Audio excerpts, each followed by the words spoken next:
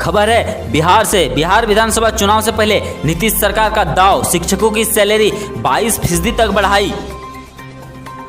नियोजित शिक्षकों की सैलरी बढ़ाने का फैसला 1 अप्रैल 2021 से शिक्षकों को मिलेगा बढ़ा हुआ वेतन। बिहार में आगामी विधानसभा चुनाव से पहले नीतीश सरकार ने बड़ा दांव चला है। नीतीश कैबिनेट ने नियोजित शिक्षकों की सैलरी बढ़ाने का फैसला लिया है। मंगलवार को हुई कैबिनेट बैठक में यह निर्णय लिया गया है। नियोजित शिक्षकों का वेतन में 22% तक इजाफा किया गया है। खबर है झारखंड से। झारखंड के पारा शिक्षकों के लिए खुशखबरी। हेमंत सोरेन की सरकार ने तैयार किया स्थानीयकरण व वेतनमान सेवा नियमावली का प्रस्ताव। झारखंड के पारा शिक्षकों के लिए आंदोलन और उनकी धमकी का असर दिखने लगा है। सरकार और उनके लिए खुशखबरी। हेमंत सोरेन की सरकार ने पारा शिक्षकों के लिए स्थानीयकरण व वेतनमान सेवा संबंधित नियमावली का प्रस्ताव तैयार कर लिया है। हालांकि अभी तक इस पर अंतिम निर्णय नहीं लिया गया है। इसकी फाइल विभाग के पास है। झारखंड के लिए आई खुशखबरी। झारखंड में बिजली सस्ती, अब 3 रुपये प्रति यूनिट। मुख्यमंत्री हेमंत सोरेन ने राज्य की संचरण परियोजना और 6 ग्रिड सब स्टेशन का ऑनलाइन उद्घाटन किया। इन परियोजनाओं के लागू होने से गढ़वा, जसीडीह, दुमका, सरिया और जमुआ के लोगों को फायदा मिलेगा। उद्घाटन समारोह को संबोधित करते हुए मुख्यमंत्री ने कहा कि आधुनिक युग में बिजली के बिना विकास की बात करना बेनामी है। सोरेन ने कहा कि वैश्विक महामारी कोरोना संक्रमण काल में 6 ग्रिड सब स्टेशन का उद्घाटन यह दर्शाता है कि राज्य सरकार जनहित और सभी को आधारभूत संरचना उपलब्ध कराने के लिए प्रतिबद्ध है। उन्होंने कहा कि वैश्विक आपदा से लड़ने के लिए पूरी तरह से तैयार है। लॉकडाउन के दौरान राज्य में किसी की भूख से मौत न हो, इसके लिए सरकार की ओर से पर्याप्त कदम उठाए। पीएम किसान योजना। ये लोग नहीं बन सकते हैं पीएम किसान योजना के लाभार्थी। जानिए क्या है नियम। पीएम किसान सम्मान निधि योजना का लाभ लेने के लिए किसान के नाम खेती की ज़मीन होनी चाहिए। आइए हम आपको बताते हैं कि इस योजना के लाभार्थी कौन कौन नहीं बन सकते हैं। सबसे अहम बात तो यह है कि खेती की ज़मीन किसान के नाम होनी चाहिए। यदि कोई किसान खेती तो कर रहा हो लेकिन खेत उसके नाम ना हो, उसके पिता या दादा के नाम हो, तो वह किसान इस योजना का लाभार्थी नहीं बन सकता। खबर है बोकारो से। मनरेगा कर्मियों की हड़ताल। बोकारो में 35,000 से अधिक मजदूरों को रोजगार का संकट। झारखंड में मनरेगा कर्मी स्थानीयकरण समेत अन्य मांगों को लेकर बेमियादी हड़ताल पर है। इससे पूरे राज्य में मनरेगा का काम प्रभावित है। बोकारो जिले में मनरेगा कर्मियों के अनिश्चितकालीन हड़ताल पर चले जाने से केवल बोकारो जिले के सभी प्रखंडों को मिलाकर 10,521 योजनाएं प्रभावित हुई है। इससे 35,000 से अधिक मजदूरों का रोजगार छीन गए। खबर बंगाल से। बंगाल में राज्यपाल बनाने को लेकर चर्चा हुई तेज। पश्चिम बंगाल बुद्धिजीवियों की भूमि मानी जाती है। देश की राजनीति में यहाँ से बड़े बड़े दिग्गज निकले हैं, जो राष्ट्रपति से लेकर केंद्र सरकार में कई बड़ी जिम्मेदारी, फिल्म, गाना, गेम, सब पर फतवा। बंगाल में ऐसा एक गांव जो भारत का पहला शरिया मानने वाला गांव बन गया है। टीएमसी नेताओं ने किया स्वागत। खबर है उत्तर प्रदेश से। उद्योग शुरू करने के लिए 72 घंटे के अंदर नोडल एजेंसी देगी हरी झंडी। क्लियरेंस के लिए 1000 दिन की मोहलत। उत्तर प्रदेश में लघु व माध्यम दर्जे के उद्योग को बढ़ावा देने के लिए योगी आदित्यनाथ सरकार ने अहम फैसला लिया है। MSME establishment and operation act 2020 को कैबिनेट ने मंगलवार को मंजूरी दे दी है। इसके तहत लघु व मध्यम दर्जे के उद्योगों के शुरुआत के लिए आवेदन देने के लिए 72 घंटे के अंदर ही हरी झंडी दे दी जाएगी। इसके बाद आवेदक उद्योग की इकाई स्थापित करने की दिशा में आगे बढ़ सकता है। सीएम योगी आदित्यनाथ ने कहा कि अराजकता स्वीकार नहीं, अब द्रव्यों से वसूली के लिए जल्द बनेगा क्लेम ट्रिब्यूनल। मुख्यमंत्री योगी आदित्यनाथ ने कहा कि उत्तर प्रदेश को अराजकता स्वीकार नहीं है। यह नया उत्तर प्रदेश है। अब द्रव्यों से सख्ती से पेश आया जाएगा। सार्वजनिक अथवा निजी संपत्ति को क्षति पहुंचाने वाले दबंगियों और उपद्रवियों से वसूली सुनिश्चित की जाएगी। इसके लिए जल्द लखनऊ और मेरठ में शीघ्र ही संपत्ति क्षति दावा अधिकरण गठित किया जाएगा। बॉलीवुड सुपरस्टार अक्षय कुमार एक बार फिर से अपनी दरियादिली दिखाते हुए असम में आई बाढ़ के लिए अक्षय कुमार ने राहत कोष में दिए 1 करोड़ रुपया। मुख्यमंत्री ने ट्वीट कर कही ये बात।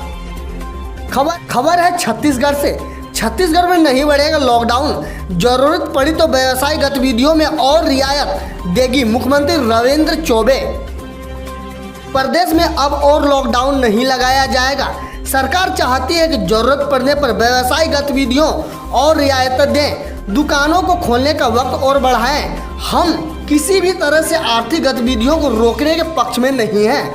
यह बातें सरकार के प्रवक्ता और रायपुर के प्रभारी मंत्री रविंद्र चौबे ने मीडिया से कही। रायपुर के कलेक्टर दफ्तर में बुधवार की दोपहर कोरोना संक्रमण से निपटने के मुद्दे पर बैठक बुलाई गई थी।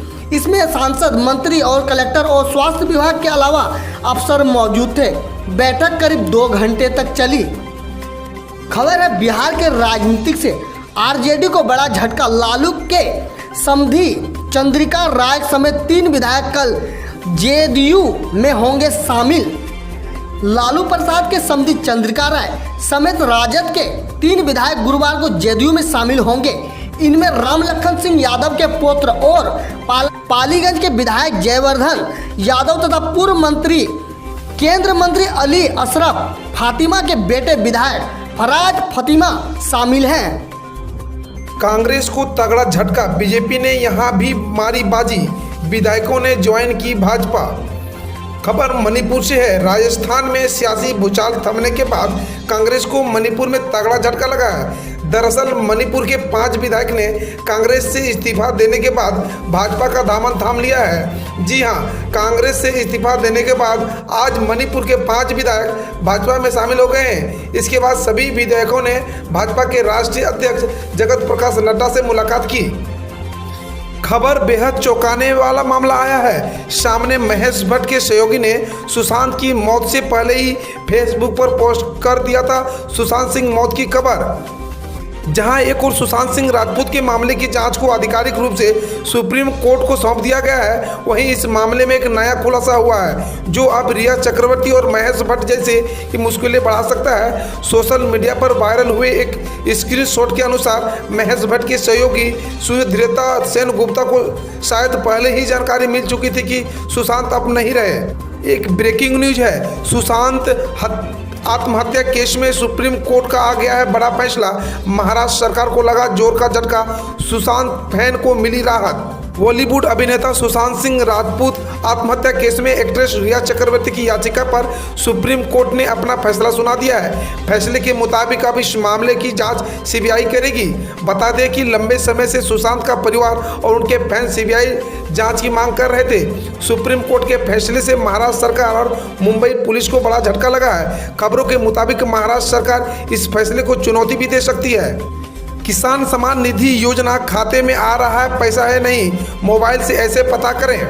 प्रधानमंत्री नरेंद्र मोदी ने देश के किसानों की मदद के लिए किसान सम्मान निधि योजना की शुरुआत की थी, जिसके तहत किसान के बैंक अकाउंट में मोदी सरकार हर साल 6,000 रुपये जमा करती है। यह पैसा 3 किस्त में खाते में पहुंचते हैं। इस योजना के तहत 9 करोड़ किसानों के खाते में 17,100 करोड़ रुपये छठी किस्त के रूप में ट्रांसफर कर दिया गया है। लेकिन सवाल यह है कि आपके खाते में पैसा पहुंच रहा है या नहीं, यह कैसे पता चलेगा, और यदि नहीं पहुंच रहा है तो शिकायत कैसे करेंगे। आइए इन सभी सवालों को जवाब जानते हैं। यदि आप भी एक किसान हैं और आप पीएम किसान सम्मान निधि योजना में रजिस्टर्ड हैं और आपको इस संबंध में कोई समस्या है तो आप 011-243-00-606 नंबर पर फ़ोन करके अपनी समस्या के बारे में बता कर सकते हैं। इसके अलावा आप pmkisan.gov.in पर ईमेल के जरिए शिकायत कर सकते हैं।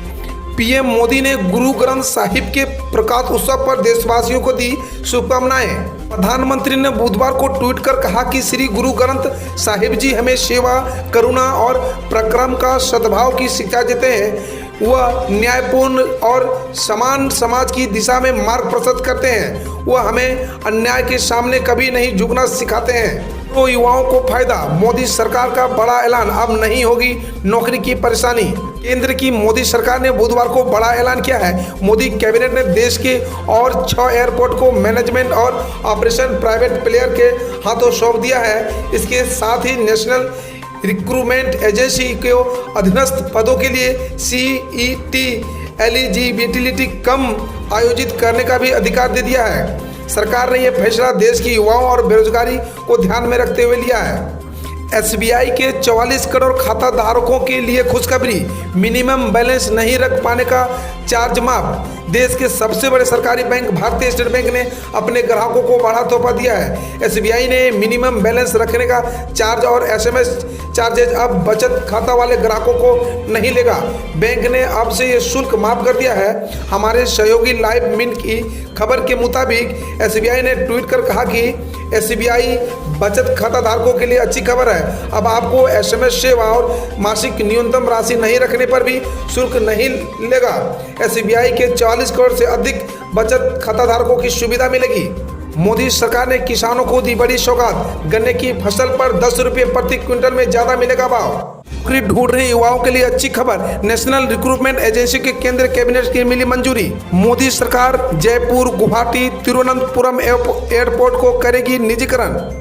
सुशांत सिंह राजपूत सुसाइड केस मामले की जांच सुप्रीम कोर्ट को द्वारा सीबीआई को सौंपने पर जम्मू के लोगों ने ढोल नगाड़े के साथ मनाया जश्न। पर उड़ीसा से है, उड़ीसा के बीजेडी विधायक खुद करते हैं धान की रोपाई। उपराष्ट्रपति और मुख्यमंत्री ने की तारीफ। उड़ीसा के सत्तारूढ़ बीजू जनता दल के एक विधायक अपने खेत की स्वयं ही जुताई करते हैं, अन्य श्रमिकों के साथ धान की रोपाई करते हैं। नवरंगपुर जिले की डाबू गांव निर्वाचित क्षेत्र के 3 बार के विधायक मनोहर रणधारी वर्षा से कृषि के अनुकूल स्थिति बनने के चलते अपने 25 एकड़ खेत पर रोज 7 घंटे गुजार रहे हैं। खबर विदेश से, अमेरिका में हिंदू वोटर्स की ताकत रिझाने में जुटे ट्रंप और बाइडेन।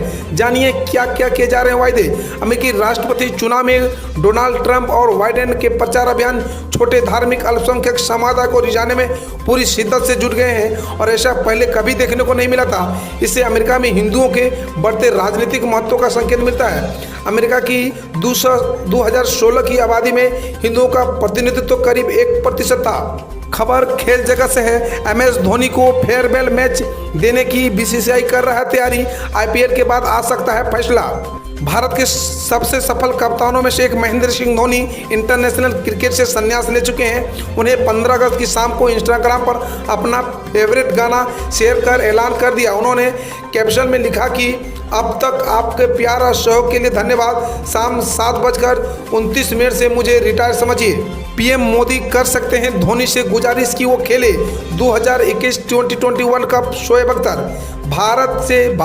जब से भारत के पूर्व विकेटकीपर महेंद्र सिंह धोनी ने इंटरनेशनल क्रिकेट से संन्यास लिया है, जब से हर कोई इसी मुद्दे पर चर्चा कर रहा है। धोनी ने स्वतंत्र दिवस के मौके पर संन्यास का ऐलान कर सबको चौंका दिया था। आईसीसी के 3 ट्रॉफी पर कब्जा करने वाले दुनिया के एकमात्र कप्तान धोनी के संन्यास के बाद हर कोई बात कर रहा है कि उन्हें शानदार तरीके से विदाई मिलनी चाहिए। इस पर कड़ी में पाकिस्तान के पूर्व तेज गेंदबाज और रॉयल पंडी एक्सप्रेस के नाम से मशहूर शोएब अख्तर ने तो यहाँ तक कहा दिया कि अगर भारत के प्रधानमंत्री नरेंद्र मोदी चाहे तो धोनी अगले साल भारत में होने वाले T20 वर्ल्ड कप खेलते हुए नजर आएंगे। हम रोज ऐसे ही न्यूज लाते रहेंगे, तो यदि आपने अभी तक क्लीन न्यूज को सब्सक्राइब नहीं किया है तो पहले फटाफट सब्सक्राइब कर लें, साथ ही बेल आइकन को दबा दें ताकि कोई अपडेट मिस ना हो।